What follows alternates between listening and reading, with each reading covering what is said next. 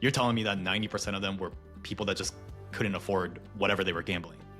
The VIP schemes are another thing that's been replicated in the US. Which brings us to the second group, because within these pool of addicts, gambling companies especially target big spenders they refer to as VIP or whales. And they're valuable because not only are they the most likely to be addicted, they are the top 5% of customers, giving 86% of the profit. But what surprised me is talking to Matt that most of these whales are not who you might picture them to be. There was a guy in the UK called Tony Parente, who was a VIP with Paddy Power, which is another Flutter company.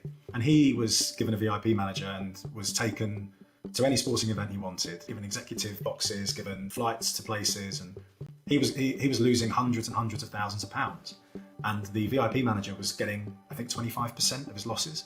But he wasn't aware of that till that case went to court. But whereas in Vegas, they would have found the whales and they would have cultivated those relationships with people that could afford the losses, the online gambling sector has no regard for that. And the interesting thing is, when regulations came in Britain, off the back of the Tony Parente case, to deal with VIP schemes, they basically said, if you want to add someone to one of these programs, you've got to do an affordability check. And when these regulations came in a year later, the number of VIPs dropped by 90%. Well, so hold on. So that's a very important point. So most of these whales, like, I immediately thought about someone rich. You're telling me that 90% of them were people that just couldn't afford whatever they were gambling. But when whales are potentially taking their kids' college funds or mortgage payments without any restrictions, something has to change.